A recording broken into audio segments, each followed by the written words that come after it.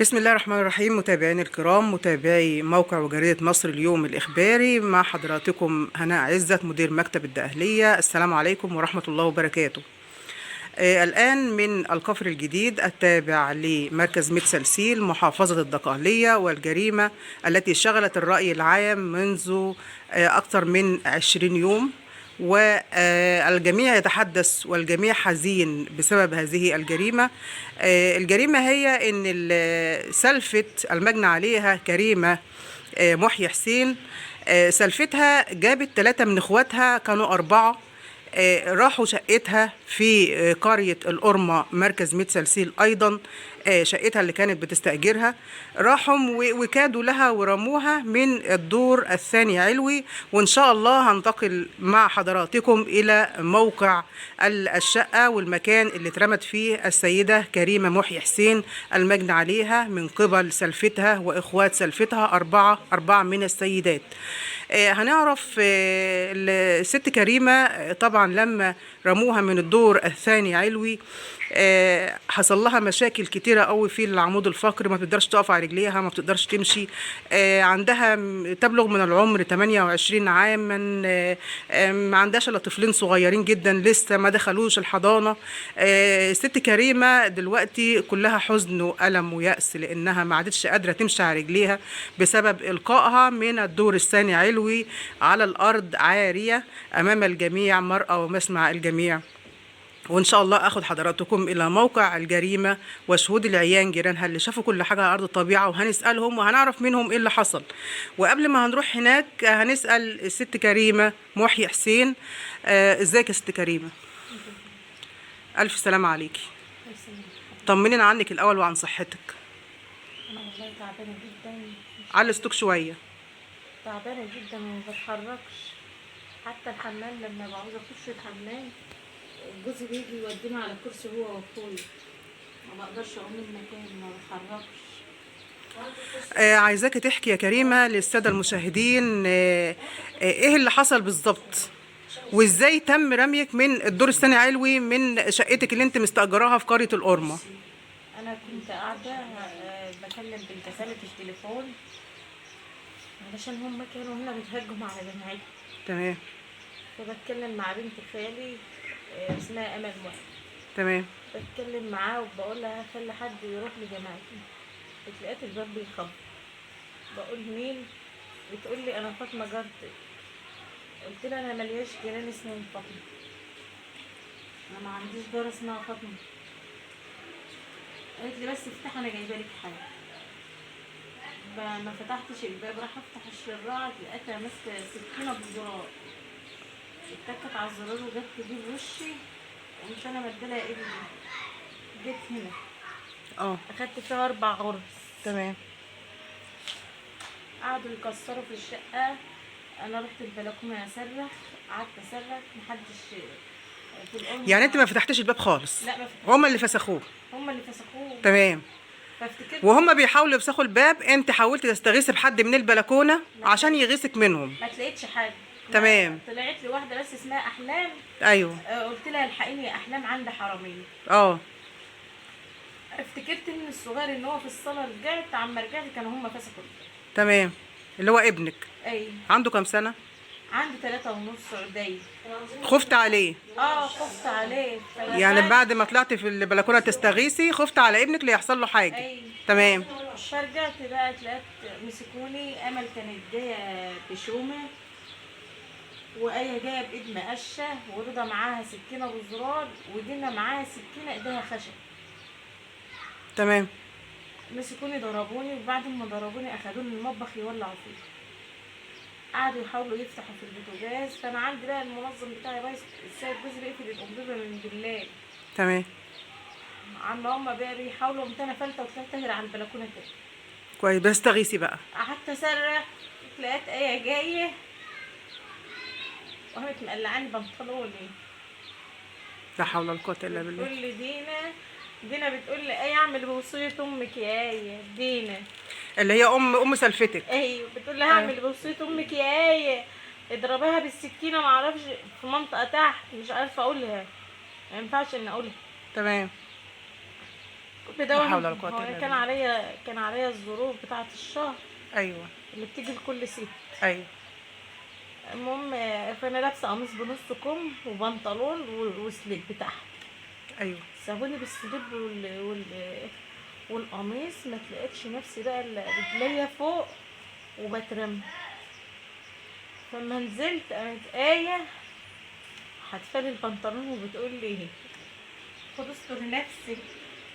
ايه اللي هي من سلفتك؟ ايوه طب معلش، بتقول له خد استري نفسك من البنطلون وهي فوق في البلكونه. بعد ما عريتك قدام الناس والناس اتفرجت عليك وانت عريانه.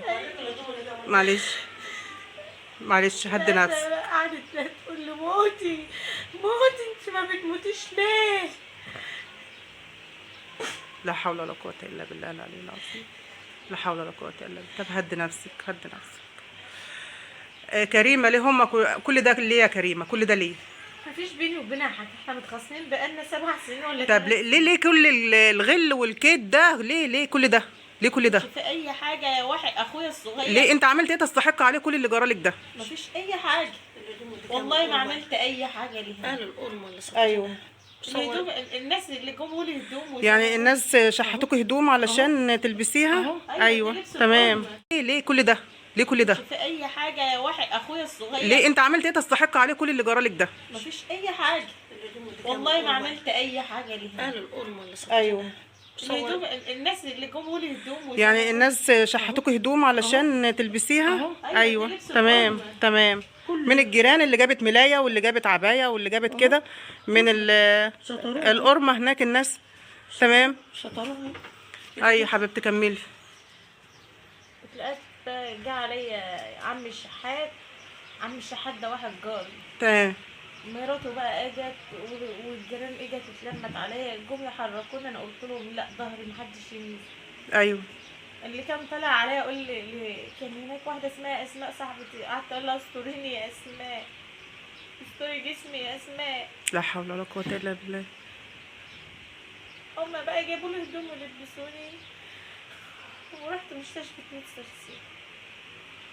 بس الشكر كله لاهل القرمه، لان اهل القرمه العيل هناك راجل، الناس هناك محترمه خالص، وما شفتش من حد هناك حاجه وحشه. عملوا ايه؟ مسكوهم؟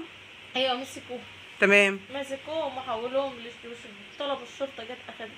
جميل جميل جدا. ومستشفى ميت سرسيل كلها ناس محترمه، وشرطه ميت سرسيل، وكيل النيابه احمد شاكر، وكيل النيابه احمد شعبان، ناس محترمه خالص. اكيد طبعا اكيد. ناس محترمة جدا، قمة الأدب والاحترام في وكلاء النيابة، ما شفتش حاجة وحشة من حد، حتى أمناء الشرطة اللي كانوا بيجوا يحرسوني في المستشفى كلهم ناس محترمة. وده يديك الثقه ان احنا عندنا قضاء عادل، أنا لما شفت احنا عندنا قضاء هيجيب لك حقك. ده يديك الثقه ويقول لك اطمني حقك جاي، ما تحزنيش. أنا كنت في النيابة ساعة ما شفتهم كنت خايفة، جوزي اللي طمني وقال لي ما تخافيش.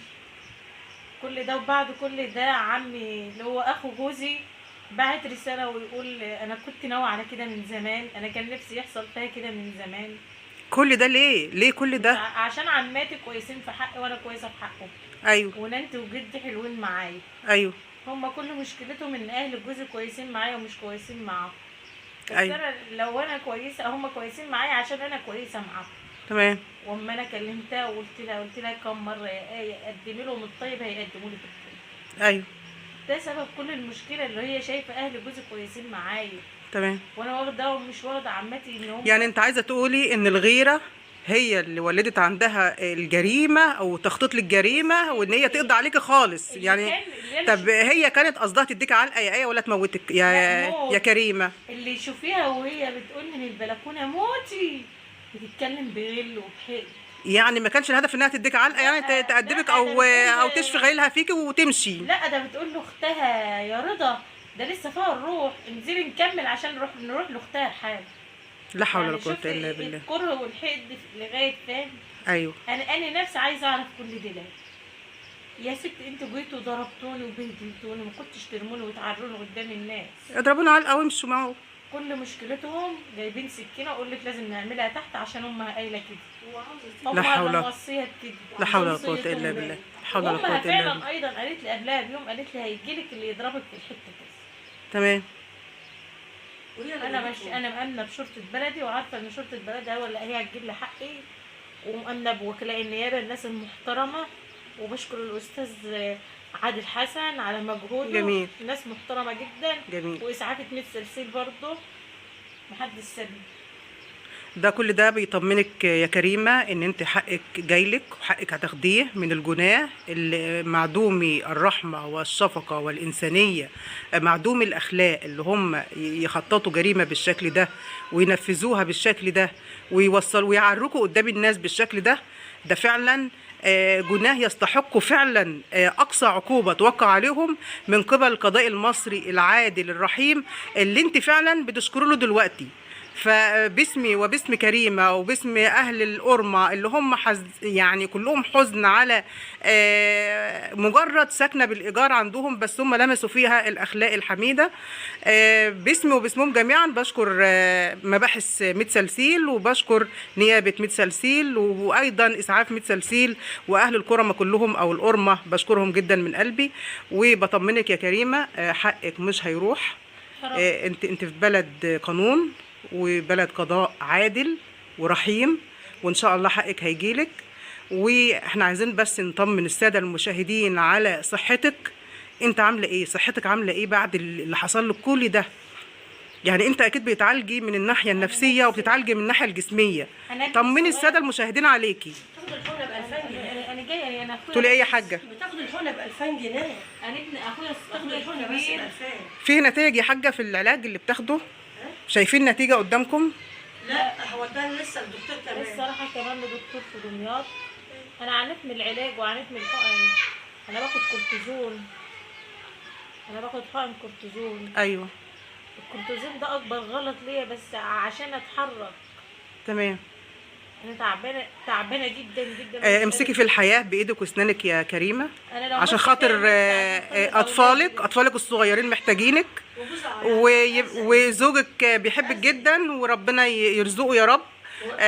امسكي في الحياه بايدك واسنانك، لان في عندنا قضاء مصر عادل ان شاء الله هيجيب لك حقك. يا رب. في اطفالك مستنينك تقوم بالسلامه، وان شاء الله احنا هنتابع الاطمئنان عليكي كل فتره، وهنجيلك كل فتره نطمن عليكي ان شاء الله.